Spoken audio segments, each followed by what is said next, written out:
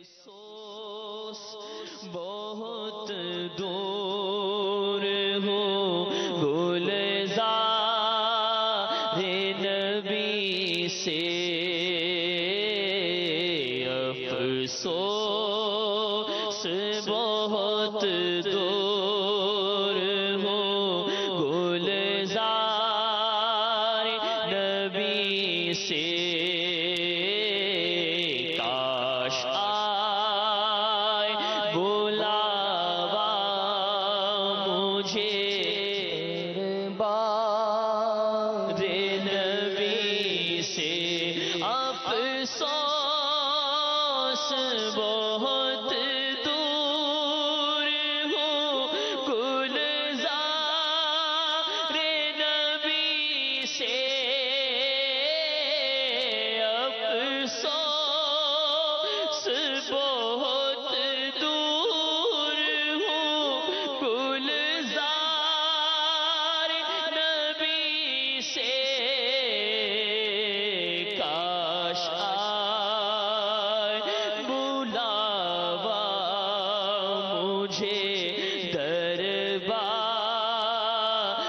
نبی سے، بڑی غریبی ہے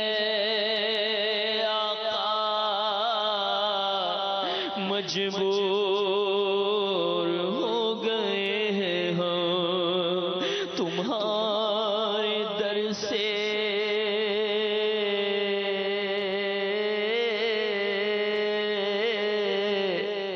آقا بہت دور ہو گئے ہیں، حکم ہو تو مدینے میں گھومنے آئے، دیار پاک کی دیوار چومنے آئے، حضور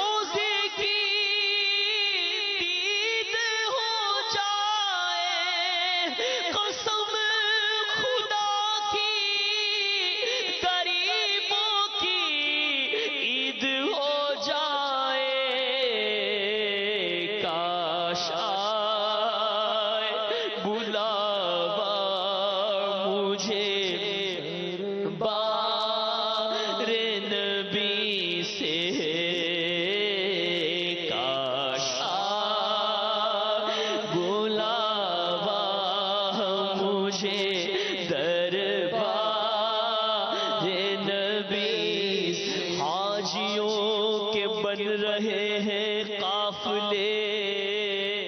پھر یا نبی پھر نظر میں پھر گئے حج کے مناظر یا نبی کر رہے ہیں۔ الصلاة والسلام عليك يا نبي الله وعلى آلك وأصحابك يا نور الله،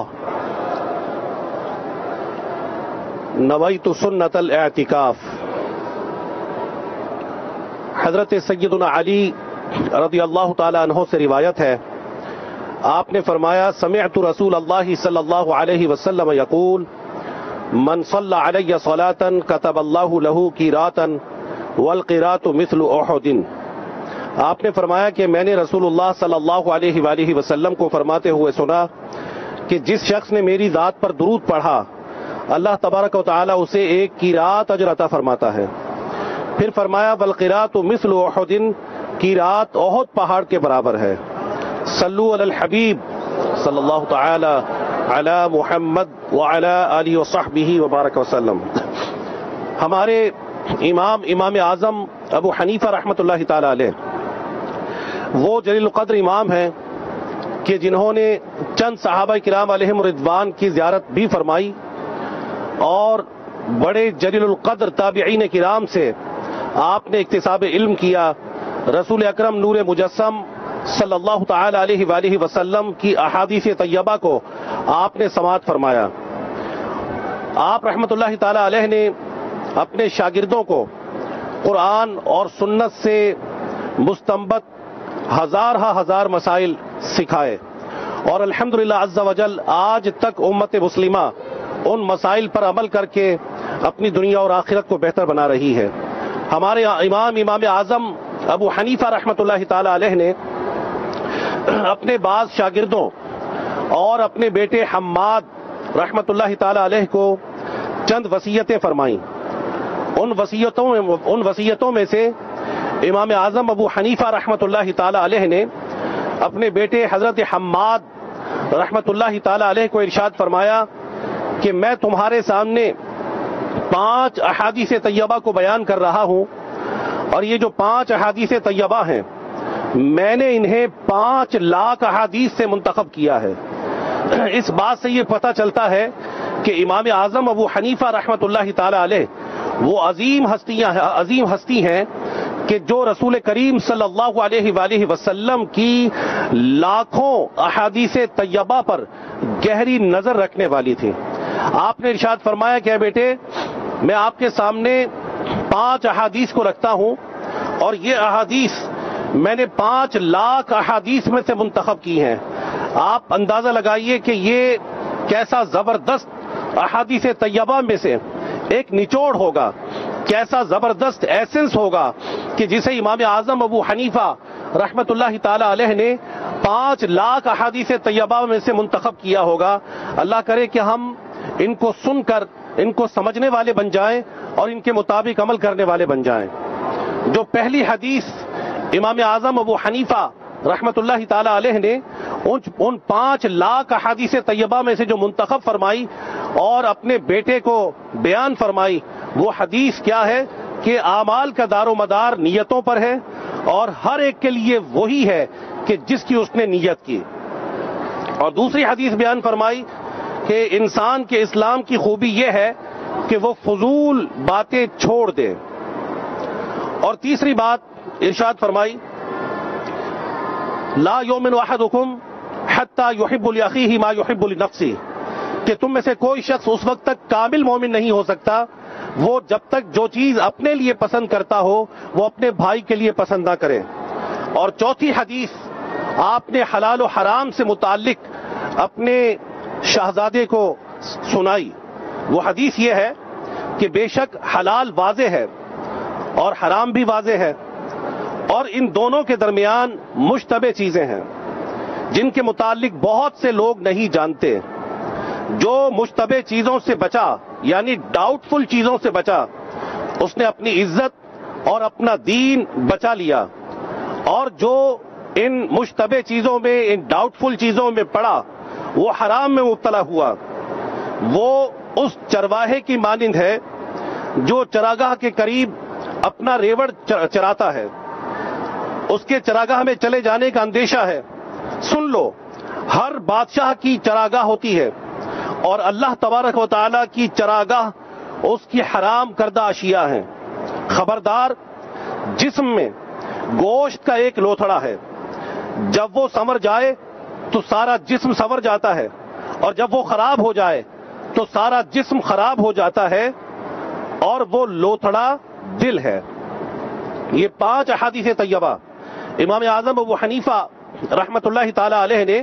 اپنے شہزادے کو 5 لاکھ احادیث میں سے منتخب کر کے وصیت کے طور پر سنائیں. ان میں سب سے پہلی جو حدیث ہے وہ نیت کے حوالے سے ہے، وہ انٹینشنز کے حوالے سے ہے، وہ ارادوں کے حوالے سے ہے. اور یہ وہ حدیث ہے کہ جس کے بارے میں علماء نے جس کے فوائد کو لوگوں کے سامنے بیان کیا ہے. یعنی ہم کوئی بھی کام کرتے ہیں وہ کام ڈیپینڈ کرتا ہے ہماری نیت پر. اگر اچھی نیت ہو تو کار خیر کا ثواب ملتا ہے، اور اگر نیت میں کھوٹ ہو، نیت میں دکھاوا ہو، نیت میں ریاکاری ہو، نیت میں غیر خدا کی رضا شامل ہو تو کسی بھی بڑے سے بڑے عمل کا ثواب انسان کو نہیں دیا جاتا. امام بخاری رحمت اللہ تعالی علیہ اور بڑے بڑے جلیل القدر ائمہ نے اپنی احادیث کی کتابوں میں نیت کی اس حدیث کو بیان کیا ہے کہ جو امام اعظم ابو حنیفہ رحمت اللہ تعالی علیہ نے بیان فرمائی. اگرچہ امام اعظم ابو حنیفہ رحمت اللہ تعالی علیہ آپ نے جب یہ بیان فرمایا اس وقت امام بخاری رحمت اللہ تعالی علیہ اور صحاح ستہ کے مؤلفین میں سے کوئی بھی امام دنیا میں تشریف نہیں لائے تھے. امام اعظم نے اس سے پہلے ہی 5 لاکھ احادیث میں سے اپنے شہزادے کو یہ 5 احادیث سلیکٹ کر کے دیں. ان میں سب سے پہلی حدیث تھی انما الاعمال بالنیات وانما لكل امرئ ما نوى فمن كانت هجرته الى الله ورسوله فهجرته الى الله ورسوله ومن كانت هجرته لدنيا يصيبها او امرأة ينكحها فهجرته ما هاجر اليه او كما قال النبي صلی اللہ علیہ وآلہ وسلم. امام صاحب نے یہ حدیث جو بیان فرمائی کہ بے شک اعمال کا دار و مدار نیتوں پر ہے اور ہر شخص کے لیے وہی کچھ ہے کہ جس کی اس نے نیت کی. فرمایا فمن کانت ہجرتہ الی اللہ ورسولہ فہجرتہ الی اللہ ورسولہ کہ جس کی ہجرت اللہ اور اس کے رسول کی طرف ہو، یعنی جس کی انٹینشنز میں، جس کے دل کے ارادوں میں خلوص ہے کہ وہ فقط اللہ رب العزت کے لیے اور اس کے رسول صلی اللہ علیہ وآلہ وسلم کے لیے ہجرت کر رہا ہے، تو فرمایا فہجرتہ الی اللہ ورسولہ اس کی ہجرت اللہ اور اس کے رسول کی طرف ہے. اور فرمایا ومن کانت ہجرتہ لدنیا یصیبها او امرأۃ ینکحها فہجرتہ ما ہاجر الیہ. ہجرت ایک بہت عظیم کام ہے. ہجرت وہ عمل ہے کہ جس کی بدولت انسان کے گناہ معاف ہوتے ہیں اگر اللہ رب العزت کے لیے کوئی ہجرت کرتا ہے. لیکن رسول کریم صلی اللہ علیہ وآلہ وسلم نے حضرات صحابہ علیہم رضوان کو نیت کی اہمیت بیان فرمائی کہ نیت کتنی اہم چیز ہے کہ اگر کسی نے ہجرت کی، اگر اس نے اللہ رب العزت کو راضی کرنے کے لیے کی یا رسول کریم صلی اللہ علیہ وآلہ وسلم کے لیے کی، تو فرمایا اسی کی ہجرت مقبول ہے، اسی کو ہجرت کا وہ ثواب عظیم ملے گا کہ جس ثواب کی خوشخبریاں بیان کی گئی ہیں. لیکن اگر کسی کے ہجرت کرنے میں دنیا کا کوئی ارادہ شامل ہو گیا، کسی کے ہجرت کرنے میں دنیا کا کوئی مال یا دنیا کی کسی عورت سے نکاح کرنے کی نیت شامل ہو گئی، تو اسے ہجرت کا ثواب عظیم حاصل نہیں ہوگا. ایک واقعہ اس میں یہ بیان کیا جاتا ہے، بعض محدثین کرام نے بیان کیا ہے کہ ایک صحابی تھے رضی اللہ تعالیٰ عنہ، انہوں نے ہجرت مدینہ سے پہلے کسی خاتون کو نکاح کا پیغام بھجوایا، تو انہوں نے ارشاد فرمایا جواباً کہ میں اس وقت تو ہجرت کے لیے تیاری کر رہی ہوں، ہجرت کر رہی ہوں، جب میں ہجرت کر جاؤں،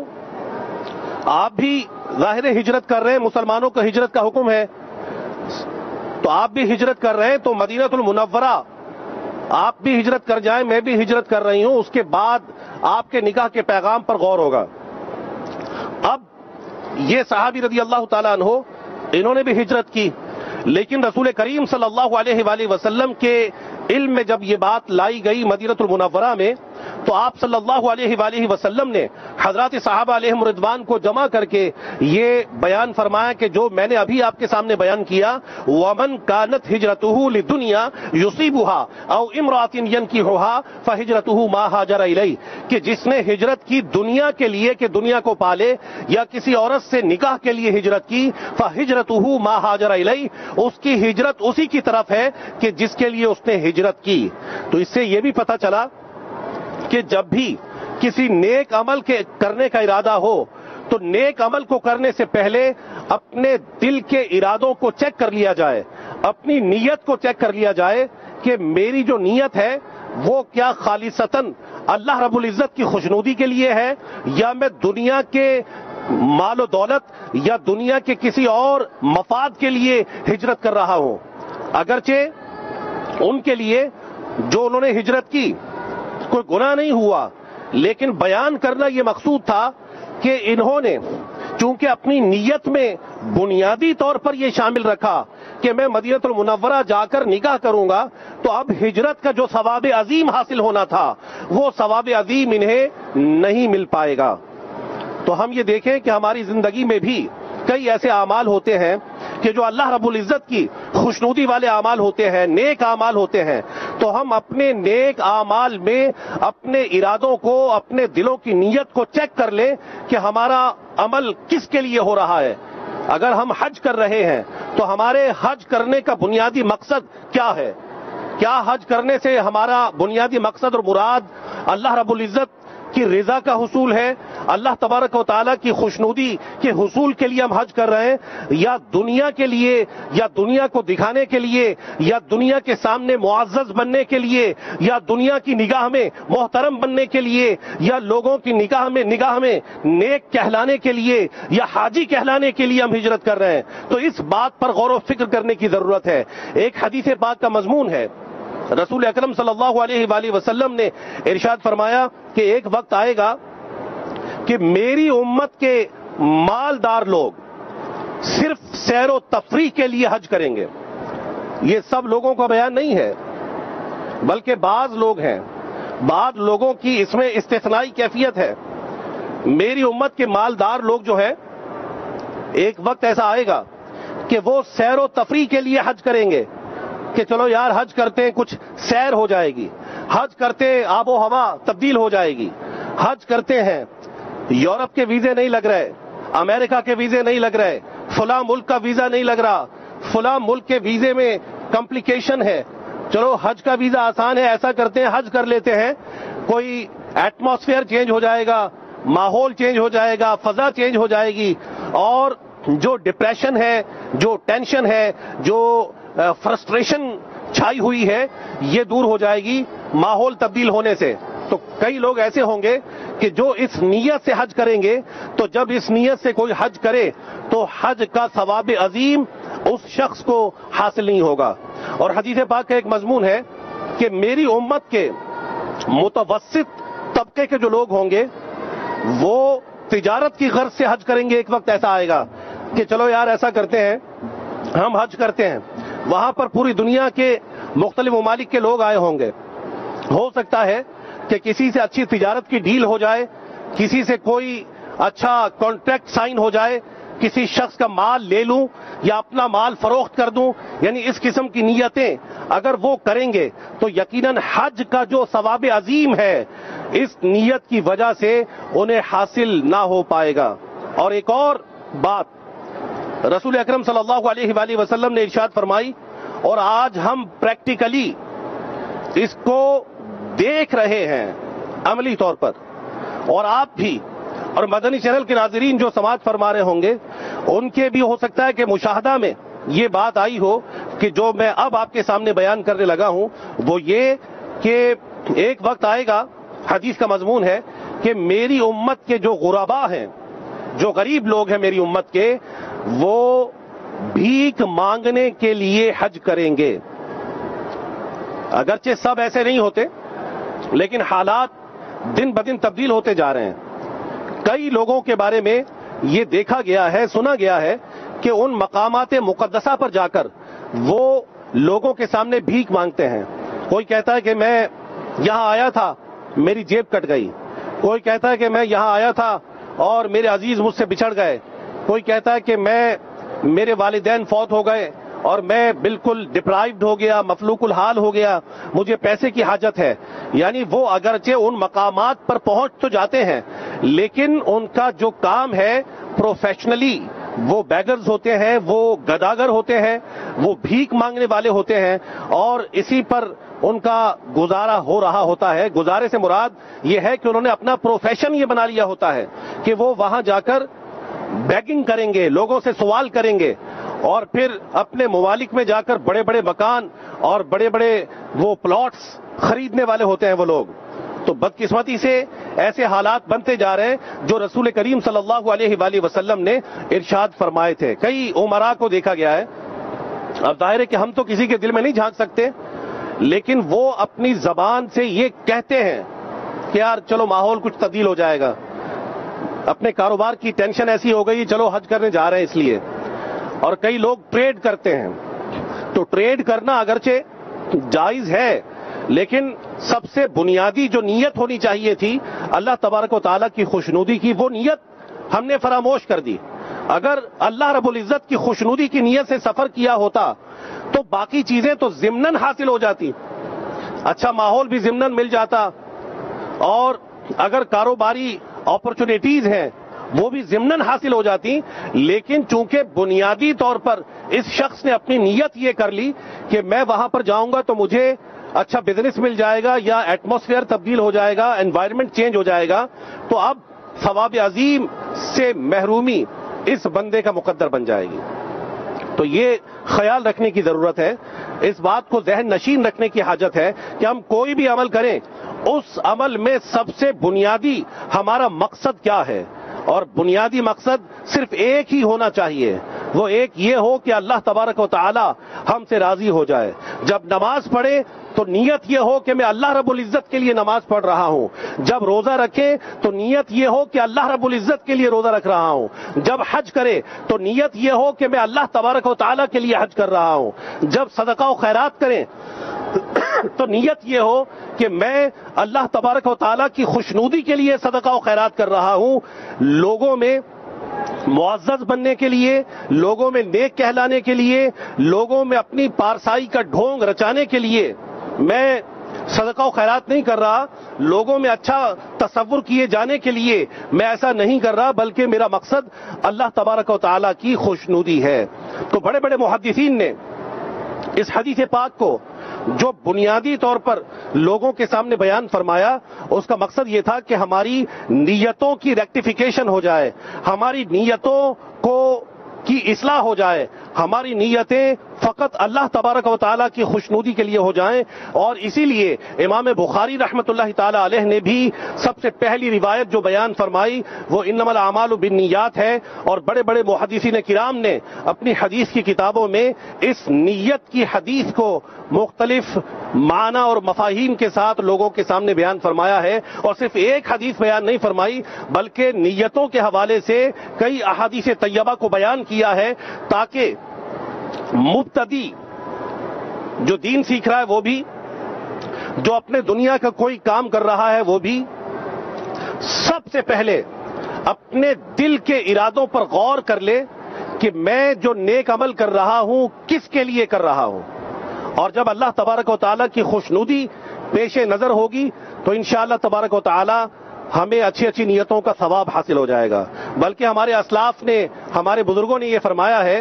کہ کئی کام ایسے ہوتے ہیں کہ جو فی نفسی ہی مباح ہوتے ہیں، لافل ہوتے ہیں، جائز ہوتے ہیں، ان کاموں کے کرنے میں کوئی ثواب یا گناہ کا کانسیپٹ نہیں ہوتا، وہ کام کرنا جائز ہوتا ہے. لیکن جب ان کاموں کے کرنے میں اچھی نیت شامل ہو جائے گی تو وہ کام بھی مستحب بن جائیں گے، یعنی کار ثواب بن جائیں گے. تو اس لیے جو طلباء کرام ہیں وہ غور کریں، اپنی نیتوں کو چیک کریں کہ جو میں اکتساب علم کے لیے آیا ہوں میرے ذہن میں نیت کیا ہے، میرا بنیادی ارادہ کیا ہے. کہیں میرا مقصد یہ تو نہیں ہے کہ میں عالم بن کر لوگوں پر اپنی دھاک بٹھاؤں کہ یہ عالم ہے. کہیں ایسا تو نہیں ہے کہ میرے پیش نظر یہ ہو کہ جلدی جلدی عالم بن جاؤں تو پھر میں بہت بڑا خطیب بھی بن جاؤں گا، پھر میں بہت بڑا وائز بھی بن جاؤں گا، اور میں کسی اچھے ادارے میں پڑھا بھی لوں گا، اور اس کے ساتھ ساتھ کسی مسجد میں امامت بھی کروں گا تو میری تو چاندی ہو جائے گی، مجھے تو بڑا پیسہ ملے گا. دیکھیں بات یہ ہے کہ پیسہ تو ایسے لوگوں کے پیچھے پھرتا ہے. اپنے بنیادی مقصد کو پیسے کا حصول نہیں بنانا، بلکہ جو اکتساب علم کر رہے ہیں ہم، آپ کر رہے ہیں یا مدنی چینل کے ناظرین کر رہے ہیں، دنیا کے کسی بھی حصے سے تعلق رکھنے والے اگر مدنی چینل کے اس سلسلے میں موجود ہیں تو سب اپنا یہ ذہن بنائیں، سب یہ سوچیں کہ میرا جو بنیادی مقصد ہے وہ اللہ تبارک و تعالیٰ کی خوشنودی، اللہ رب العزت کی رضا یہ ہونی چاہیے کہ اللہ رب العزت کے بندوں میں سے جو اہل علم ہیں وہی حقیقی معنوں میں رب کائنات کا خوف اپنے دلوں میں رکھتے ہیں، وہی حقیقی معنوں میں رب کائنات کے محبوب اور رب کائنات کے پیارے بندے ہوتے ہیں، جنہیں دین اسلام کی بیسک سے اویئرنیس ہوتی ہے، جو اپنے آپ کو گناہوں سے بچانے میں کامیاب ہو جاتے ہیں، جو حلال و حرام کی تمیز کر لیتے ہیں، جو قرآن اور حدیث کے بارے میں صحیح معلومات رکھ کر ان کے مطابق اپنے کردار کو اچھے انداز سے سنوار سکتے ہیں، تو جب بھی اکتساب علم کریں، جب بھی علم دین حاصل کریں، تو نیت یہی ہونی چاہیے کہ اللہ تبارک و تعالی مجھ سے راضی ہو جائے۔ میں علم دین کے ذریعے اپنی اصلاح کروں گا، میں علم دین کے حصول کے ذریعے اپنے معاشرے کے لوگوں کی اصلاح کروں گا، میں علم دین کے حصول کے بعد یا حصول کے دوران بھی ہو سکتا ہے۔ ماشاءاللہ آپ میں کئی طلباء کرام ایسے ہیں کہ جو طالب علمی کے زمانے میں الحمدللہ مدنی قافلوں میں سفر کرتے ہیں، مدنی انعامات پر عمل کرتے ہیں اور پیر شریف کا روزہ رکھتے ہیں، اپنے آپ کو اس انداز سے ڈھالنے کی کوشش کرتے ہیں کہ جو انداز رب کائنات کی بارگاہ میں مقبول ہو، محبوب ہو۔ الحمدللہ یہ دعوت اسلامی کے مدنی ماحول کا فیضان ہے کہ جو آتا ہے اسے یہ سیکھنے کو ملتا ہے کہ جو علم حاصل کروں گا اس علم پر عمل کروں گا اور اللہ رب العزت کی رضا کو پانے کی کوشش کروں گا۔ تو ہمارے جو بنیادی ارادے ہیں ان میں یہی شامل ہو اور یہی ہمارے اسلاف کرام کی باتوں کا، ان کے فرامین کا، ان کے وصایا کا، ان کے نصائح کا نچوڑ ہے کہ اپنی نیتوں کو خالص کر لیں اور کوئی بھی عمل، نیک عمل کوئی بھی کرے، اس نیک عمل میں اللہ تبارک و تعالیٰ کی خوشنودی ہمارے پیش نظر ہونی چاہیے۔ صلو علی الحبیب۔ اور دوسری بات جو امام اعظم ابو حنیفہ رحمت اللہ تعالی علیہ نے دوسری جو حدیث بیان فرمائی، سبحان اللہ، اس کا مضمون بڑا پیارا ہے اس کا بھی، وہ کیا ہے؟ من حسن الاسلام المرء ترکہ ما لا یعنی، کہ کسی بھی شخص کے اسلام کی خوبی یہ ہے کہ وہ فضول باتوں کو چھوڑ دے، ترکہ ما لا یعنی، فضول باتوں کو چھوڑ دے۔ اب ہم دیکھیں کہ ہماری زندگی میں کتنے فضول کام داخل ہو چکے ہیں بدقسمتی سے، کتنے فضول کام صبح سے رات تک ہماری زندگی میں شامل ہیں۔ فضول بولنا، فضول لوگوں کے معاملات میں انٹرپشن، فضول چیٹنگ کرنا، فضول لوگوں سے میسیجنگ کرنا، لوگوں سے فضول کلام کرنا، اور ہمارے ہاں مشہور ہے کہ چلو یار چلتے ہیں گپ لگاتے ہیں، گوسپس میں اپنے آپ کو ہم انوالو کیے ہوئے ہیں۔ اگر روزانہ کے فضول کام، روزانہ کی فضول گفتگو اگر ہم کسی پیپر پر نوٹ کریں نا، کسی ڈائری پر نوٹ کریں کہ صبح سے لے کر رات تک میں نے کتنی فضول باتیں کی، میں نے کتنے فضول کام کیے، تو یقین کیجئے کئی لوگ ایسے ہوں گے کہ جن کی ڈائری کے کئی ورق پر ہو جائیں گے، کئی ورق بھر جائیں گے، وہ حیران ہو جائیں گے کہ ہمیں یہ توقع نہیں تھی کہ ہم اتنے فضول کام کرتے ہوں گے، اتنی فضول باتیں کرتے ہوں گے، اتنے فضول سوالات کرتے ہوں گے، اتنے فضول امور پر غور کرتے ہوں گے، کہیں فضول بات سوچ رہے ہیں، کہیں فضول باتیں سوچ رہے ہیں، کہیں فضول باتیں کر رہے ہیں، کہیں فضول کاموں میں اپنے آپ کو شریک کیے ہوئے ہیں۔ اگر دوست آپس میں بیٹھے تو ایسی باتیں شروع کرتے ہیں کہ جن کا تعلق نہ دنیا کے کسی فائدے سے ہوتا ہے اور نہ آخرت کے کسی فائدے سے ہوتا ہے، بس فضول۔ اس کا کیا حال ہے، اس کے کیا معاملات ہیں، فلاں سیاستدان کے کیا معاملات ہیں، فلاں یوں ہے، فلاں یوں ہے، کسی سیاستدان کی برائی، کسی کی غیبت، کسی پر بہتان لگانا اور کسی کے بارے میں اس کی برائی کو لوگوں کے سامنے بیان کرنا، کئی ایسے معاملات کہ جن میں اگر ہم غور کریں اور شرعی رہنمائی لیں تو کئی باتیں ایسی ہوں گی کہ جن کا کرنا ہمارے لیے حرام اور ناجائز ہوگا۔ بھئی ہمیں کس نے کہا ہے کہ ہم سیاستدانوں کے حوالے سے کلام کریں؟ ہم علم دین کے حصول کے لیے اپنے جامعات المدینہ میں آئے ہیں تو ہمیں چاہیے کہ ہم علمی کلام کریں۔ ہمارے کلام کرنے سے سیاست کو کیا اثر پڑے گا جو ہم کلام کر رہے ہیں کہ فلاں برا ہے، فلاں اچھا ہے، فلاں جناب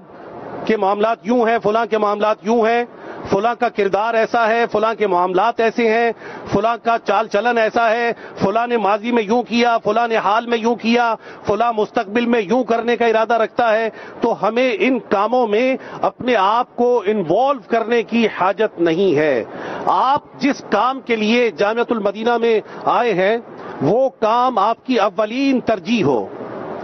کہ اکتساب علم کریں، اللہ رب العزت کی خوشنودی، اس کی رضا کو حاصل کرنے کی کوشش کریں، رب کائنات کے فرامین پر عمل کرنے کی کوشش کریں، اور جو علم آپ کو حاصل ہوا اس علم کے مطابق عمل کر کے اپنی آخرت کو اچھا بنائیں۔ حضرت امام غزالی رحمۃ اللہ تعالی علیہ نے ایک بہت پیاری بات ارشاد فرمائی۔ باتیں تو آپ نے الحمدللہ ساری اچھی فرمائی ہیں، لیکن اپنے ایک شاگرد کو آپ نے کچھ وصیتیں فرمائی ہیں، کچھ نصائح فرمائے آپ نے ایک شاگرد کو۔ آپ نے ارشاد فرمایا کہ اے میرے بیٹے، آج جو علم تجھے اللہ رب العزت کی اطاعت اور عبادت کی طرف لے کر نہیں آ رہا، طلباء کے لیے قابل غور ہے، اور اکتساب علم کرنے والوں کے لیے یہ بات قابل توجہ ہے، اور جن لوگوں کو اللہ رب العزت نے عالم بنایا ہے ان کے لیے قابل غور بات ہے کہ جو حضرت امام غزالی رحمت اللہ تعالی علیہ نے اپنے شاگرد کو فرمایا کہ آج اگر علم دین جو تو نے حاصل کیا ہے یہ تجھے اللہ تبارک و تعالیٰ کی اطاعت کی طرف لے کر نہیں آ رہا، آج اگر تیرا علم تجھے عبادت الہی کی طرف لے کر نہیں آ رہا، تو غور کر کہ کیا یہ علم میدان محشر کی ہولناکیوں میں تجھے اللہ رب العزت کے قہر و غضب سے بچا لے گا، یا کیا یہ علم تجھے جہنم کی آگ سے بچا لے گا۔ جو علم آج تجھے نفع نہیں دے رہا، جو علم آج تجھے عبادت کی طرف لے کر نہیں آ رہا، جو علم آج تجھے باعمل نہیں بنا رہا، یہ علم تجھے میدان محشر میں کیا فائدہ پہنچائے گا؟ تو علم کا مقصد یہ تھا کہ ہم اس پر عمل کرتے، علم کا مقصد یہ تھا کہ ہم یہ دیکھتے کہ ہمارے رب نے کیا فرمایا ہے، علم کا مقصد یہ تھا کہ ہم دیکھتے کہ فرائض کیا ہیں، علم کا مقصد یہ تھا کہ ہم دیکھتے کہ حلال و حرام کیا ہے، علم کا مقصد یہ تھا کہ اپنے آپ کو کفریات سے بچاتے، علم کا مقصد یہ تھا کہ اپنے آپ کو فضولیات سے بچاتے، علم کا مقصد یہ تھا کہ ہم باعمل بن جاتے۔ لیکن ہم نے باعمل بننے کی کوئی عمر رکھی ہوئی ہے، کوئی خاص وقت رکھا ہے ہم نے باعمل بننے کا، ابھی ہماری توجہ نہیں ہوتی۔ شیخ طریقت امیر اہل سنت دامت برکاتہم العالیہ توجہ ہماری مبذول کراتے ہیں، لیکن ابھی ہماری توجہ نہیں ہو رہی۔ ہم نے نہ جانے کون سا وقت رکھا ہوا ہے عمل کرنے کا، ذرا غور کیجئے۔ ہمیں تو ہمارے اسلاف نے یہ فرمایا ہے کہ نیکی کا داعیہ پیدا ہو جائے آپ کے دل میں تو فوراً نیکی کر لو، نیکی کا خیال پیدا ہو جائے فوراً نیکی کر لو۔ شیطان کے ڈیلیئنگ ٹیکٹکس ہوتے ہیں، یہ لمبی لمبی امیدیں بندھواتا ہے۔ شیطان کہتا ہے ابھی عمل نہ کرو، ابھی تو تمہارے کھیلنے کودنے کے دن ہیں، کر لینا، عمل کر لینا، تہجد پڑھ لینا، نیک بن جانا، اشراق و چاشت بھی پڑھ لینا، مدنی نامات کے عامل بھی بن جانا، مبلغ اسلام بھی بن جانا، دین کی خوب خدمت کرنا۔ ابھی نہیں، ابھی نہیں، اگر ابھی نہیں تو کبھی نہیں۔ یہ وقت ہے، یہ وقت ہے عمل کا۔ شیطان پھر لمبی لمبی امیدیں بندھوا کر بڑھاپے میں بھی اس طرف آنے نہیں دیتا۔ اگر ابھی نہیں آ رہے تو بعد میں آنے کا وقت کون سا ہے؟ کیا طلباء کرام کا دور طالب علم میں انتقال نہیں ہوتا؟ ہو جاتا ہے نا۔ تو کیا ہم نے اللہ رب العزت کی عبادت کا وقت وہ رکھا ہے کہ جب ہم تلاوت قرآن کرنا چاہیں تو ہماری نگاہیں کام نہ کریں، جب ہم تلاوت قرآن کرنا چاہیں تو ہماری زبان ہمارا ساتھ نہ دے، جب ہم رکوع کرنا چاہیں تو جھک نہ سکیں، جب ہم سجدہ کرنا چاہیں تو ہم سے سجدہ نہ ہو سکے، جب ہم طواف خانہ کعبہ کرنا چاہیں تو ہم سے طواف خانہ کعبہ نہ ہو، جب ہم کعبۃ اللہ المشرفہ کو غور سے دیکھنا چاہیں تو کعبۃ اللہ المشرفہ ہمیں نظر نہ آئے، جب ہم لبیک پڑھنا چاہیں تو ہمیں لبیک ہم نہ پڑھ سکیں، تو کیا عبادت کا وہ وقت رکھا ہے ہم نے؟ بدقسمتی سے ہمارے حالات تو ایسے ہی لگ رہے ہیں کہ ہم اپنے آپ کو نیکی سے عملی طور پر دور رکھے ہوئے ہیں، اور کوئی خاص وقت ہم نے اپنے ذہن میں بنا رکھا ہے کہ اس وقت نیک بنیں گے، اس وقت متقی بنیں گے، اس وقت تہجد گزار بنیں گے، اس وقت اپنے آپ کو گناہوں سے بچائیں گے۔ میرے میٹھے میٹھے اسلامی بھائیوں اور مدنی چینل کے ناظرین اور میرے جامعۃ المدینہ کے طلباء کرام، یہ وقت ہے۔ آپ کے لیے کیسا زبردست ماحول مل گیا کہ آپ اچھے انداز سے نیکی کر سکتے ہیں، آپ ایک دوسرے کو دیکھ کر بھی ترغیب حاصل کر سکتے ہیں، آپ اپنے آپ کو یہ دعوت اسلامی کے تحت چلنے والے جامعات المدینہ میں نیکیوں پر کاربند کر سکتے ہیں،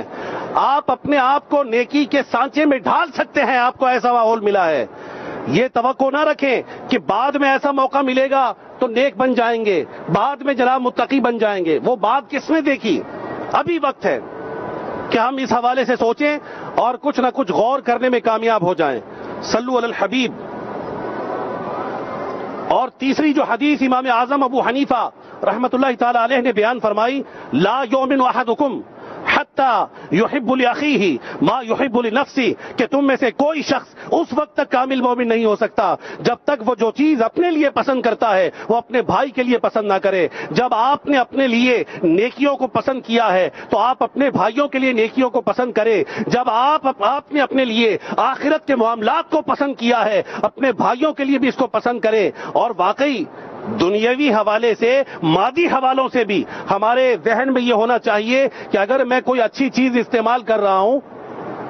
تو کاش میرا بھائی بھی یہ چیز استعمال کرے۔ میں کوئی اچھی خوشبو استعمال کر رہا ہوں تو دل میں یہ آ جائے کہ میرا بھائی بھی اچھی چیز استعمال کرے۔ یہ مادی حوالے سے بھی ہو سکتا ہے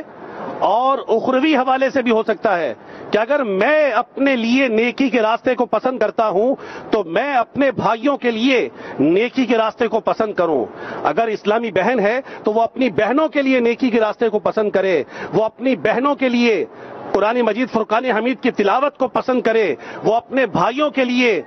تہجد گزاری کو پسند کرے، وہ اپنے بھائیوں کے لیے نیکوکاری کو پسند کرے، وہ اپنے بھائیوں کے لیے فضول گفتگو سے بچنے کو پسند کرے، وہ اپنے بھائیوں کے لیے غیبت سے بچنے کو پسند کرے، بہتان سے بچنے کو پسند کرے، تکبر سے بچنے کو پسند کرے۔ جب اپنے لیے پسند کر لیا کہ میں اپنے آپ کو گناہوں سے بچا کر زندگی گزاروں تو اپنے بھائیوں کے لیے بھی مجھے یہ سوچنا چاہیے۔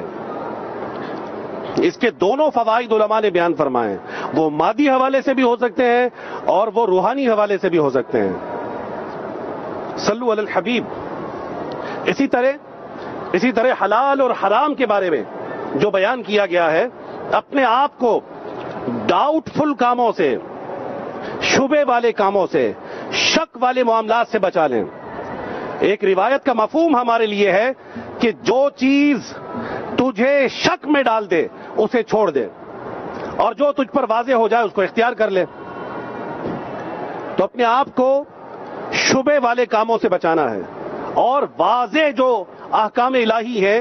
ان پر عمل کرتے ہوئے اپنی زندگی کو گزارنے کی کوشش کرنی ہے۔ اور جو پانچویں بات ارشاد فرمائی، المسلم من سلم المسلمون من لسانہ و یدہ، کہ کامل مسلمان وہ ہے کہ جس کی زبان اور جس کے ہاتھ سے مسلمان محفوظ رہیں۔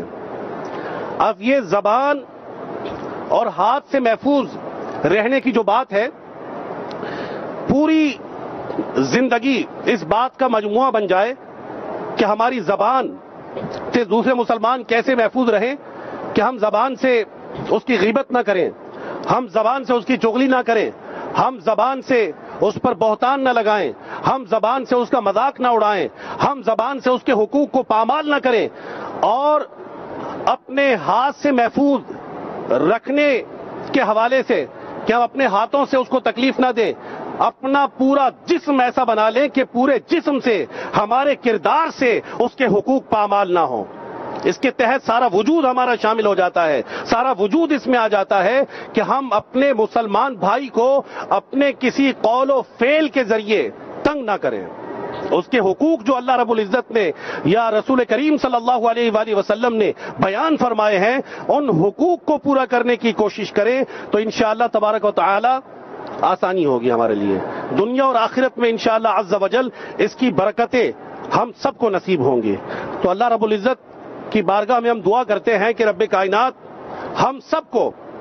ان باتوں پر عمل کرنے کی توفیق عطا فرمائے۔ اللہ تبارک و تعالی ہماری نیتیں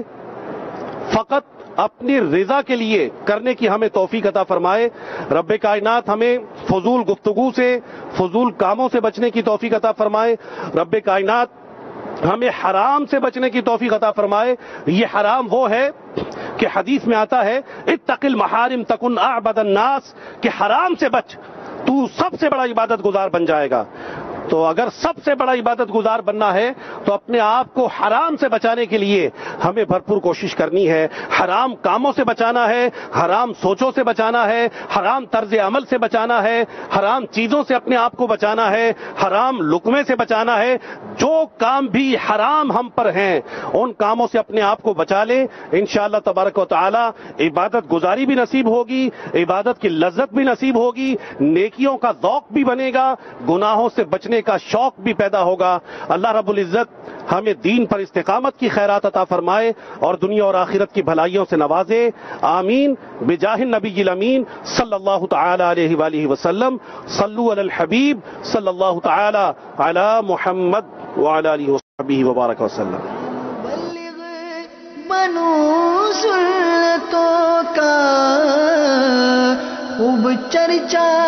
کروں سنتوں کا، ہو کرم بہر خاک